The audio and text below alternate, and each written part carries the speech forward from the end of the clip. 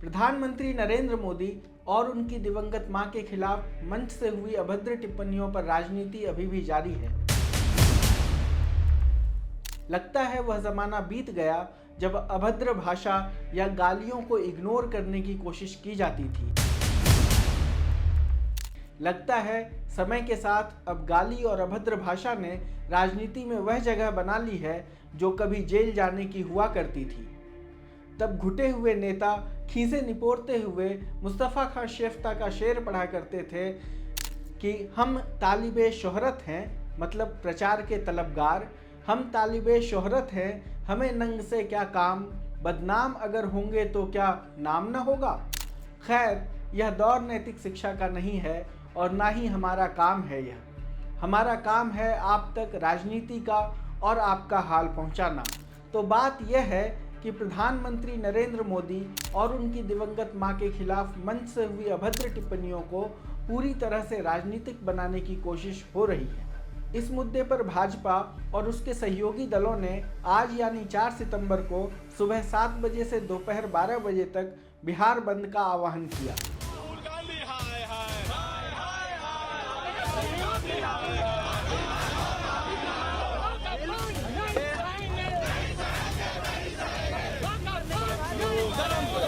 लेकिन इस बंद का असर जिस तरह आम लोगों, बच्चों और मरीजों पर पड़ा, उसने इसे एक गंभीर राजनीतिक बहस में बदल दिया है।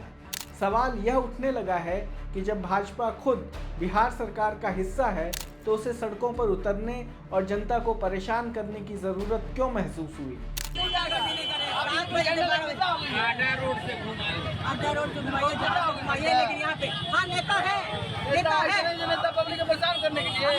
नहीं कर रहे हैं, आरजेडी वाले बच्चों को परेशान नहीं कर रहे हैं, तो नहीं समझ रहे।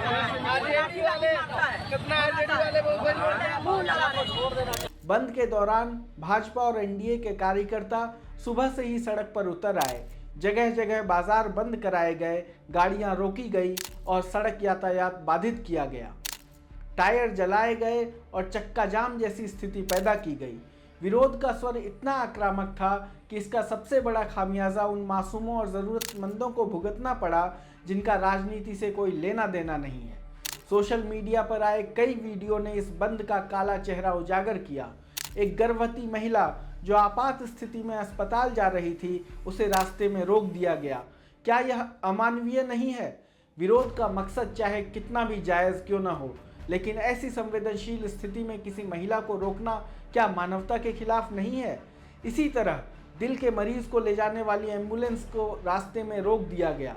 परिवार ने गुजारिश की कि ज़रा आगे जाकर प्रदर्शन करें, लेकिन प्रदर्शनकारियों ने मानने के बजाय उस परिवार के साथ बदसलूकी की। यह दृश्य देखकर सवाल उठाना लाजमी है कि क्या यही राजनीति का नया रूप है, बीमारों और मासूमों को सजा देना? जी भैया, क्या नाम हो आपका? मेरा नाम पिंटू कुमार नायक। अभी आपके बदन पे ये जख्म है, कैसा जख्म है? वो हड़ताल की वजह से है। हड़ताल हम लोग को समर्थन करना है जाम का। मेरे घर के सामने टायर जला करके समाधि कर रहा था। हम बोले टायर नहीं जलाने की, मेरे हार्ट पेशेंट है, चाची हार्ट पेशेंट है। बोले टायर आगे जाके जलाओ। इसका धोखा झुकी हुआ हटाने के लिए बात हुई, उसके आकर के डैगर मार दिया है पीछे से। ये देखिए, डैगर मार दिया है, मेरे बेटा का भी डैगर मार दिया है। 16 साल का उम्र है। परिवार को मारा है। कई जगहों पर स्कूल बसों को भी रोका गया। छोटे छोटे बच्चों को सड़क पर उतार कर रोका जाना और उनके अंदर डर पैदा करना किसी भी सभ्य समाज के लिए शर्मनाक है। एक बच्ची परीक्षा देने जा रही थी, लेकिन उसे भी जबरन रोक लिया गया।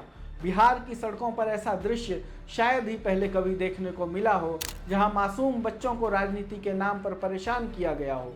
बच्चों के चेहरे पर झलकता डर इस बात का सबूत है कि इस तरह का आंदोलन भविष्य की पीढ़ी को आघात पहुंचा सकता है। पटना में जो जाम है, 3 बजे से जाम है और रो रही है, तड़प रही है। इसके बाद भी लोग रोड से हट नहीं रहे हैं। आज किस चीज का एग्जाम है? रेलवे एनटीपीसी का एग्जाम है और आज रोड जाम है। और भाजपा के राज में रोड जाम हो रहा है, सरकार है उनका। उसके बाद भी अगर रोड जाम करने की अगर नौबत आ रही है तो उनको इस्तीफा दे देना चाहिए प्रधानमंत्री के पद से, और मुख्यमंत्री को भी इस्तीफा दे करके रोड जाम कर ले। समस्या का अगर समाधान रोड जाम है तो मुख्यमंत्री के पद से इस्तीफा देके और रोड जाम कर ले। बच्ची का एग्जाम है पटना में और ये ओबरा में फंसी हुई है जाम में और लोग इनको जाने नहीं दे रहा है। गुंडागर्दी रोड पे भाजपा के लोग और जदयू के लोग खुला गुंडागर्दी कर रहे हैं। बंद के दौरान एक वीडियो सामने आया जिसमें एक भाजपा कार्यकर्ता एक शिक्षिका के साथ धक्का मुक्की करते नजर आया। यह वही राजनीतिक दल है जो हर मंच से बेटी बचाओ बेटी पढ़ाओ की बातें करती है, लेकिन जमीनी हकीकत में एक शिक्षिका तक को सम्मान नहीं मिला। इस वीडियो का ऑडियो हम आपको नहीं सुना सकते क्योंकि इसमें भाजपा कार्यकर्ता ठीक वही गालियां दे रहे हैं जिस पर आपत्ति उठाते हुए उन्होंने बंद बुलाया था। यहाँ सबसे बड़ा सवाल उठता है, जब भाजपा खुद बिहार की सरकार का हिस्सा है तो फिर बंद बुलाने की ज़रूरत क्या थी? सत्ता में रहते हुए सड़कों पर उतरकर आम जनता को परेशान करने का औचित्य क्या है? यह सवाल विपक्ष ही नहीं बल्कि आम जनता के मन में भी गूंज रहा है। दरअसल यह स्थिति उस समय की याद दिलाती है जब दिल्ली के मुख्यमंत्री अरविंद केजरीवाल ने अपनी ही सरकार के खिलाफ धरना दिया था। उस वक्त भाजपा ने उन्हें आड़े हाथों लिया था और कहा था यह राजनीतिक नाटक है, लेकिन अब वही हालात भाजपा के लिए खड़े हो गए हैं। सत्ता में रहते हुए सड़कों पर उतरना क्या जनता के साथ न्याय है या महज राजनीतिक नौटंकी? भाजपा नेताओं का कहना है कि प्रधानमंत्री और उनकी मां के खिलाफ अभद्र भाषा का इस्तेमाल पूरे देश की माताओं का अपमान है। यह तर्क अपनी जगह सही हो सकता है और प्रधानमंत्री ने अपने हिस्से का जवाब भी अपने एक भाषण में दिया है। आप भी सुने। महिलाओं के प्रति घृणा और नफरत की इस राजनीति पर लगाम जरूरी है। देशवासियों को सोचने की जरूरत है। कैसी भाषा बोली जा रही है? माताओं बहनों, आज से 20 दिन बाद नवरात्रि शुरू हो रही है और 50 दिन बाद छठी मैया की पूजा होगी। छठ का पर्व मनाया जाएगा। मैं बिहार की जनता के सामने मां को गाली देने वालों से कहना चाहता हूं, मोदी तो तुम्हें एक बार माफ कर भी देगा, लेकिन भारत की धरती ने मां का अपमान कभी बर्दाश्त नहीं किया है। इसलिए आरजेडी और कांग्रेस को सात बहिनी से माफी मांगनी चाहिए। छठी मैया से माफी मांगनी चाहिए। साथियों, मैं बिहार के लोगों से भी कहूंगा, इस अपमान की जवाबदेही तय करवाना बिहार के हर बेटे की भी जिम्मेदारी है। आरजेडी कांग्रेस के नेता जहां भी जाएं, जिस गली जिस शहर में जाएं, उन्हें चारों तरफ से एक आवाज सुनाई देनी चाहिए। हर मां बहन को मैदान में उतर करके उनसे जवाब मांगना चाहिए। हर गली मोहल्ले में से एक ही आवाज आनी चाहिए, मां को गाली नहीं सहेंगे, नहीं सहेंगे। इज्जत पर वार नहीं सहेंगे, नहीं सहेंगे। आरजेडी का अत्याचार नहीं सहेंगे, नहीं सहेंगे। कांग्रेस का वार नहीं सहेंगे, नहीं सहेंगे।